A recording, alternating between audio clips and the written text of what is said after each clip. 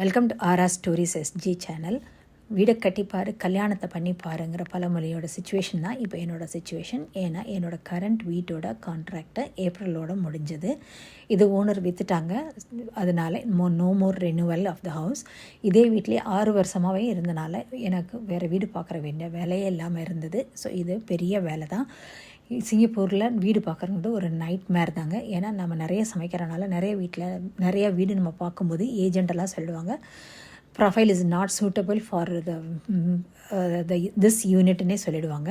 So அப்படி நம்ம short out பண்ணி இன்றைக்கி ப்ராப்பர்ட்டி குரூவில் அப்பாயின்மெண்ட் ஏஜெண்ட்டை வாங்கி போன வீடு தான் பென்ரோஸுங்கிற வீடு. இது புது காண்டோமினியம். இன்னும் ஃபுல் கம்ப்ளீஷன் கூட ஆகலை. இன்னும் 2-3 வீக்ஸில் தான் ஃபுல் கம்ப்ளீஷன் ஆகும்னு நினைக்கிறேன்.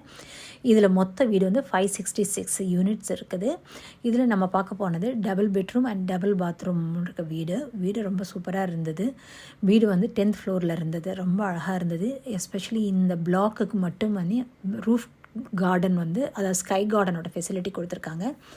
அதில் barbecue plus dining area plus garden பெரிய கார்டன் இருந்தது. மற்ற பிளாக்கில் இருக்கவங்க இதை ஆக்சஸ் பண்ண முடியாது போல் இருக்குது. ஸோ இது ரொம்ப எஸ்பெஷலி இந்த பிளாக்குக்கு மட்டும் உள்ளதாக இருந்தது.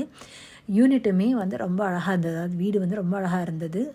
Double bedroom and double bathroom plus ஒரு கிச்சன் இப்போ வர்றத காண்டோவிலெல்லாம் லிவிங் ரூம்லேயே வருது. பட் இதில் செப்பரேட்டாக தான் இருந்தது. பட் இண்டக்ஷன் ஸ்டவ் இருந்தது. அது நமக்கு சரிப்பட்டு வரல. ஏன்னா இண்டக்ஷன் ஸ்டவ் குக் பண்ணுறதுக்கு டைம் ஆகும். ப்ளஸ் 2 பர்னர் தான். ஸோ நம்ம ஒரு தோசைக்கல் வச்சா கூட அடுத்த வேலை செய்ய முடியாது. ஸோ வீடு சூப்பராக இருந்தாலும் இந்த ஒரே ரீசனுக்காக வீடு வேண்டான்னு யோசிச்சது. இங்கே 2 ஸ்விம்மிங் பூல் இருக்குது. ப்ளஸ் இதில் அடிஷ்னல் அட்வான்டேஜஸ் அதை பார்த்தா 2 கார் பார்க்கு கொடுக்குறாங்க. ஒரு வீட்டுக்கும் எல்லா காண்டோலையும் ஒரு கார் பார்க் தான் கிடைக்கும். ஸோ இது பெரிய அட்வான்டேஜ். மோரோவர் இது வாக்கபிள் டிஸ்டன்ஸ் டு த அல்ஜூனியர் தான் இருக்குது.